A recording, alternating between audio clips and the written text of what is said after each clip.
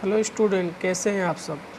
तो आज स्टार्ट करना था आपका कंपनी लॉ। एक छोटी सी शायरी पहले सुनाता हूँ कि मंजिल तो मिल ही जाएगी देर से ही सही, गुमराह तो वो हैं जो घर से निकले ही नहीं। तो जो बच्चे आज से ही स्टार्टिंग कर देंगे, ठीक है, नोट्स को बनाएंगे, लेक्चर को देखेंगे, अगर कोई डाउट होगा कमेंट में पूछेंगे, ठीक है, तो फिर उन्हें एग्ज़ाम के टाइम पे कोई भी इशू नहीं होगा। आइए स्टार्ट करते हैं कंपनी लॉ। सबसे पहले हम लोग समझते हैं कि मीनिंग ऑफ कंपनी क्या होती है। सेक्शन 3 सबसेक्शन 1 में बताया गया है, it is A company form under this act law और एनी प्रीवियस लॉ अप्लीकेबल। इन्होंने बताया कंपनी क्या होती है कि जो इससे पहले के लॉ यानी कानून में बनाई गई हो या फिर जो करंट में चल रहा है उसमें बनाई गई, उसे हम क्या कहते हैं, कंपनी कहते हैं। जैसे एग्जांपल पहले जो था हमारा कंपनी एक्ट 1950 से 1956 था, फिर उसके बाद 2013 आया और फिर अब 2014 चल रहा है, ठीक है।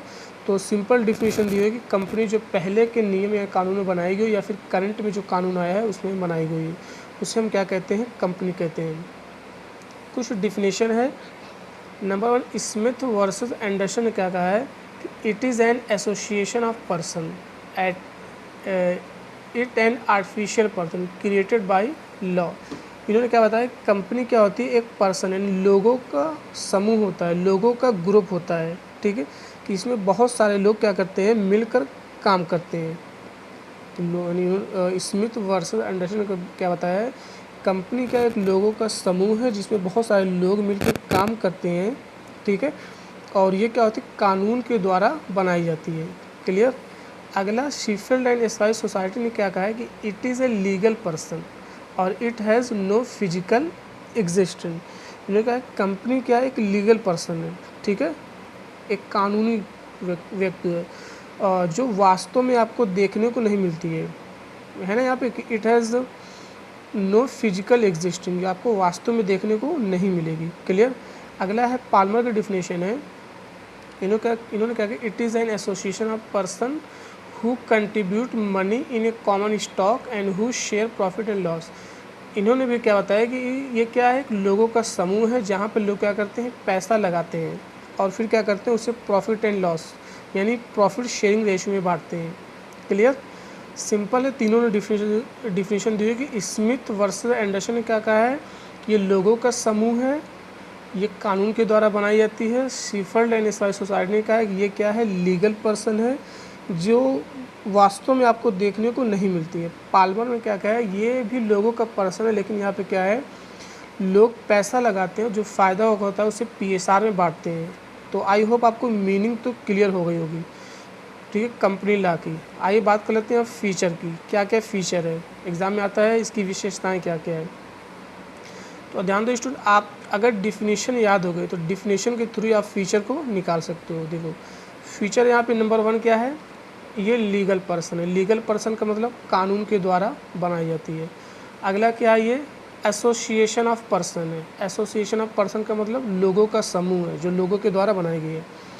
थर्ड है आपका क्रिएटेड बाय लॉ, क्या होती है, ये कानून के द्वारा बनाई जाती है, ठीक है।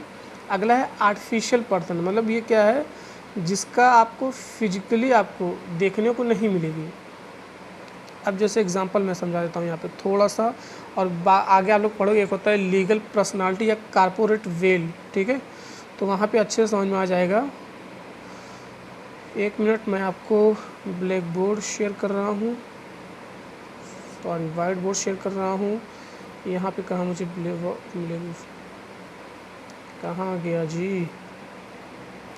तो स्टूडेंट, अगर लेक्चर पसंद आएगा तो लाइक, रिव्यू और सब्सक्राइब ज़रूर करना और मुझे कमेंट में ज़रूर बताना, ठीक है, कि लेक्चर आपको कैसा लगा।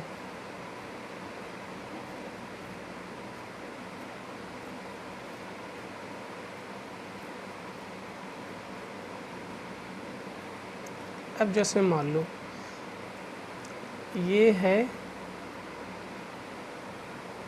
कंपनी, मान लो XYZ कंपनी, और ये कंपनी के चलाने वाले क्या हैं,